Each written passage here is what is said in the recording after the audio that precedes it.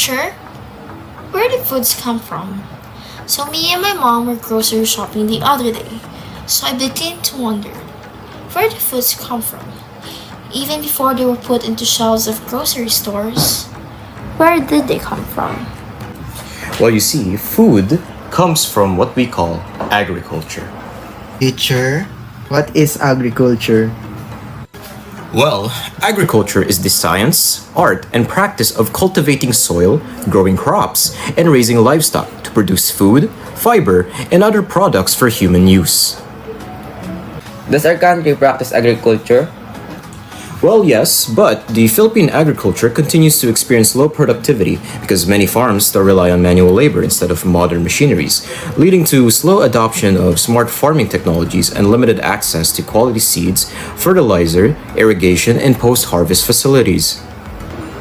But sir, why do farmers still rely on manual labor? The thing is, the agricultural sector is burdened by inconsistent government policies, delayed distribution of subsidies and inputs, and instances of fund mismanagement, which weaken farmer trust and slow down program implementation.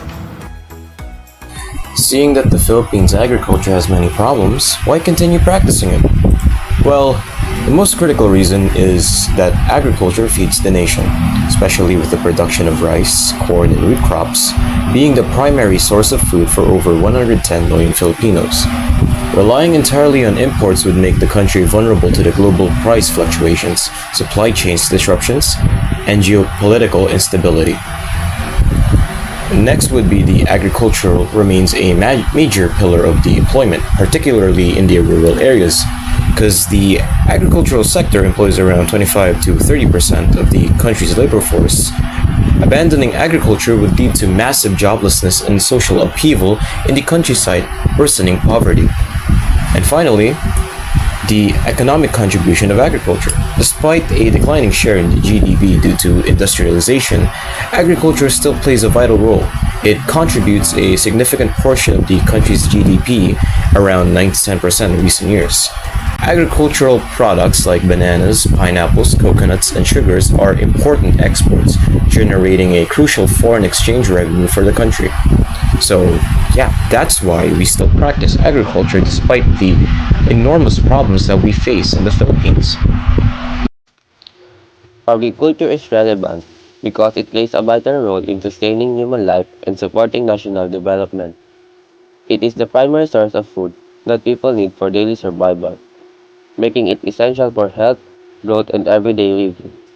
Agriculture also provides livelihood to millions of people, especially in rural communities, where farming and related activities support many families. In addition, agriculture supplies raw materials used by different industries, helping businesses grow and creating employment opportunities. A strong agricultural sector supports the economy by contributing to national income, promoting self-sufficiency, and reducing dependence on imported goods. Overall, agriculture ensures food security, strengthens communities, and helps maintain a stable, productive, and sustainable society for present and future generations. Now, let's move on to the market size and performance of the Philippine agriculture sector. To start, the agriculture market is projected to reach 28.63 billion US dollars in 2025. And although growth is modest, it's expected to increase at around 1.57 annually from 2025 to 2030. This means the sector is still expanding, but at a slow and steady pace. In terms of contribution to the economy, agriculture consistently accounts for about 8% to 9% of the country's gross domestic product. Despite this relatively small share, it remains a backbone of the economy, especially because it provides jobs for 20% to 25% of the labor force, most of whom are in rural areas. So even if the sector's GDP share has gradually declined over the years, millions of Filipinos still depend on it for livelihood. However, the sector struggled in 2024 when agricultural gross value added contracted by 1.5%. This downturn was mainly caused by the El Niño phenomenon and several strong typhoons, which damaged crops and disrupted production. It was a clear reminder of how vulnerable Philippine agriculture is to extreme weather. Agriculture is the heart of every Filipino community, and behind our farmers and fishers are working together to build a stronger, smarter, and more sustainable future. The Department of Agriculture lead this mission, creating programs, policies, and support systems that help our food producers grow, innovate, and thrive. Working closely with them is PICAP, bringing together the government, farmers, fishers, cooperatives, and agri-entrepreneurs through teamwork and dialogue. PICAP helps shapes plans truly that match the needs of Filipino on the ground. The private sector also plays a powerful role. Aboitiz, a long-trusted name in the Philippine industry, invests in modern agriculture, pushing for innovation, better system, and long-term sustainability. Agri-nurture strengthens the farm-to-plate connection, supporting farmers in production and helping ensure that quality food reaches Filipino households. And uniting voices of family farmers nationwide is AgriCo-PH, a federation committed to empowering cooperatives and uplifting the lives of rural communities. Together, these key players bring one message: a strong agriculture sector means a stronger Philippines, for our farmers, for our future, and for our nation. In recent years, several trends have emerged in Philippine agriculture that show how the sector is trying to adapt.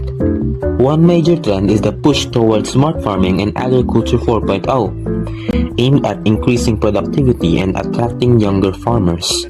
At the same time, consumers are becoming more health conscious, leading to a growing demand for organic, natural, and locally sourced food.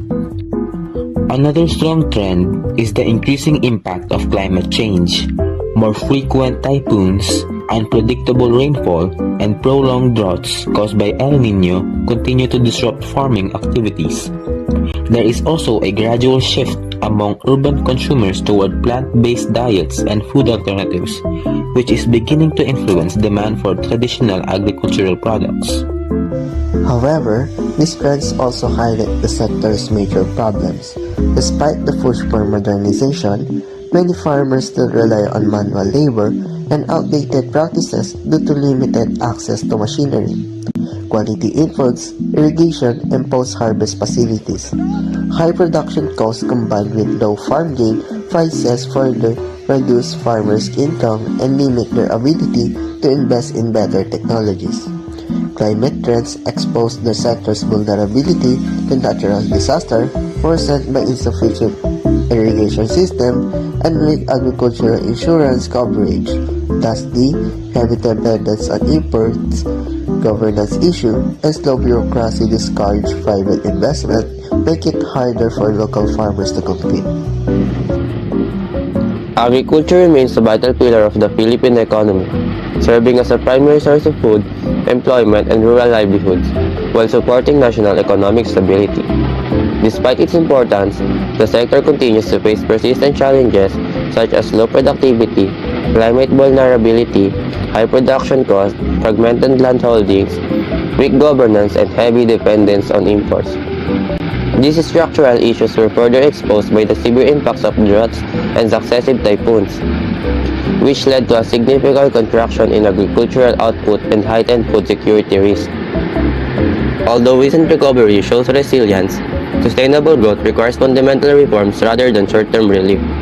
Modernizing agriculture through mechanization, climate-resilient infrastructure, digital governance, stronger farmer cooperatives, and better market integration is essential.